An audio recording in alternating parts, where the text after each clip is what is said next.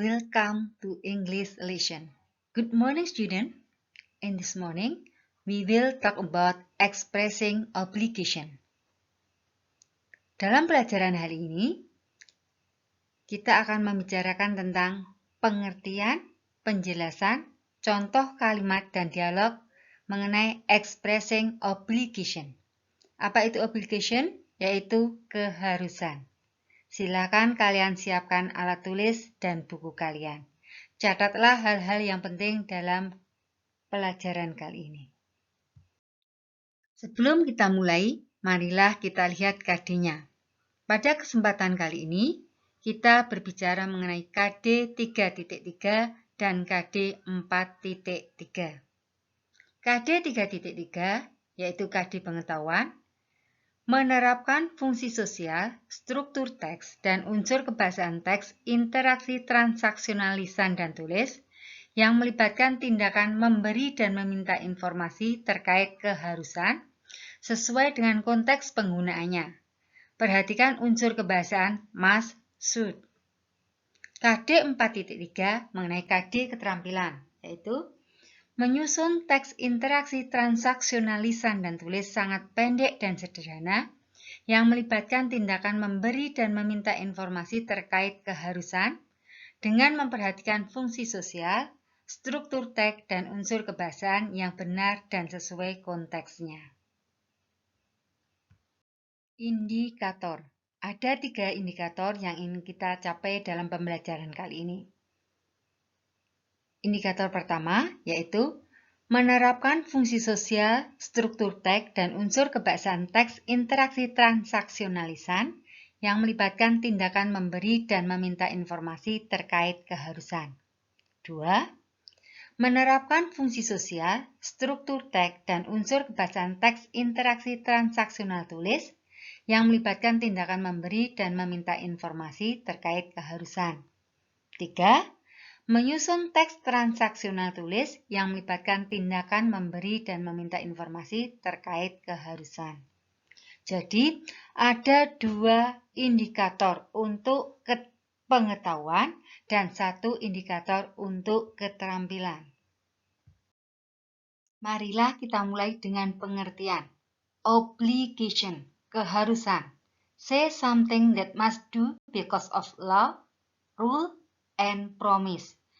Jadi sesuatu yang harus kita kerjakan karena hukum, aturan, atau janji.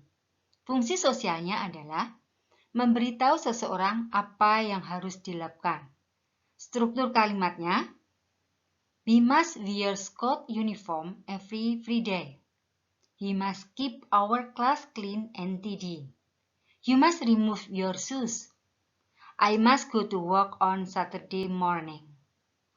Jadi unsur kebahasaan di sini adalah memakai model verb, yaitu must.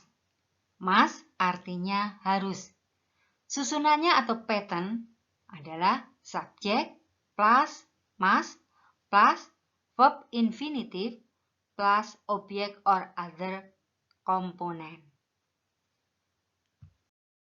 Kita ulang lagi, jadi obligation dalam bahasa Inggris menggunakan kata 1, must, yang artinya harus atau wajib, yaitu sesuatu yang harus dilakukan dan dikerjakan. Jika tidak, akan ada konsekuensinya. Pattern or pola, subject plus must plus verb. Verb 1 or verb infinitive.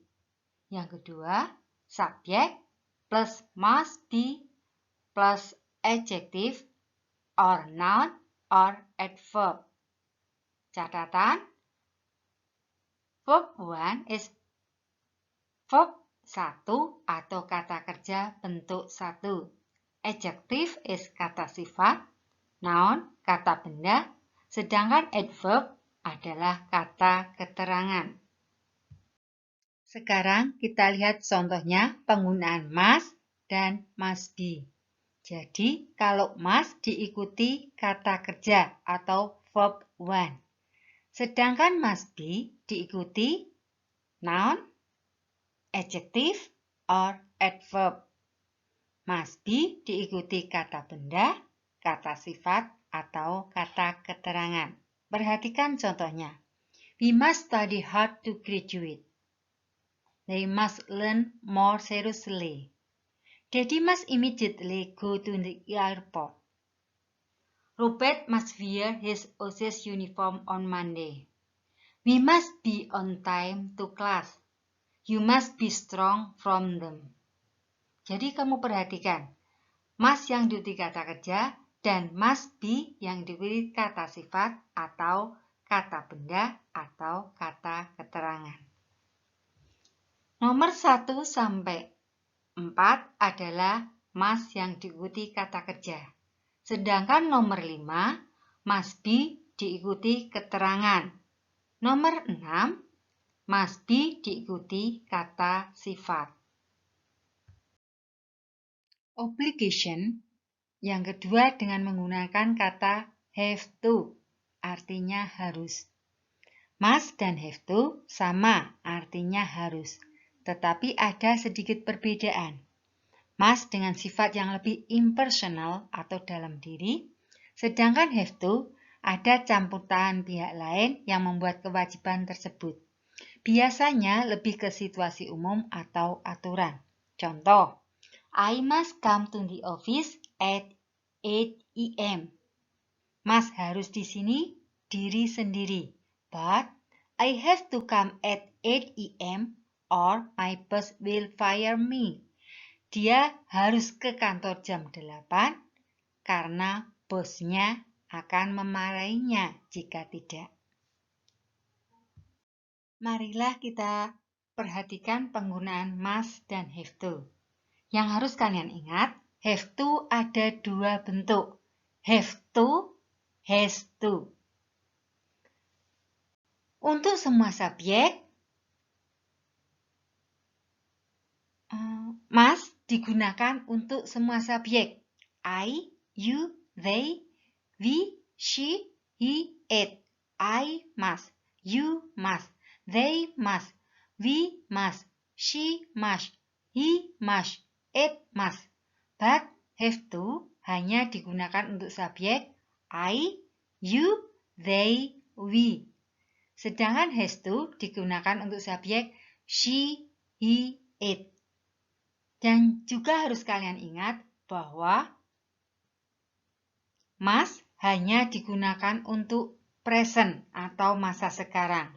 Sedangkan untuk future atau yang akan datang dan past atau lampau kita menggunakan have to. Maka dalam contoh ini, Erna must go to dentist yesterday salah. Harusnya Emma had go to dentist yesterday. Dan untuk future-nya, we will have to do better next time.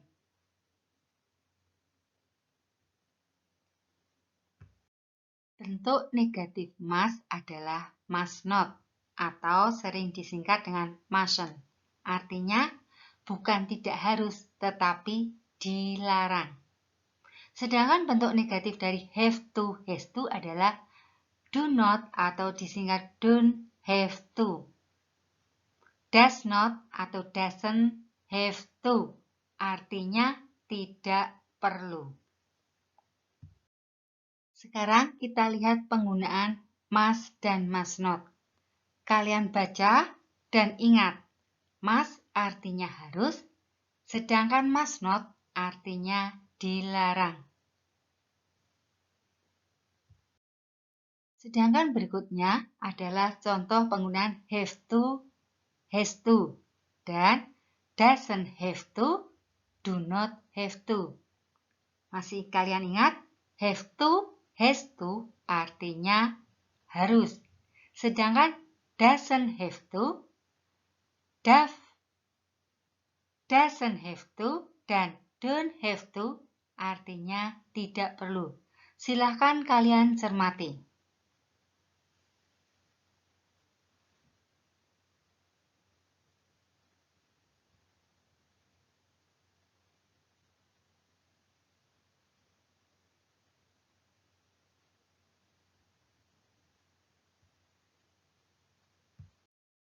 Kalau di atas tadi contoh dalam kalimat, sekarang kamu perhatikan contoh dalam dialog.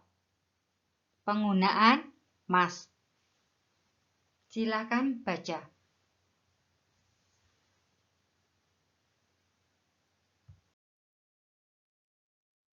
Sekarang silakan kalian lihat contoh dialog penggunaan have to. Have to sama dengan must, artinya harus. Silakan kalian baca. Sudah kalian jelas mengenai penggunaan obligation?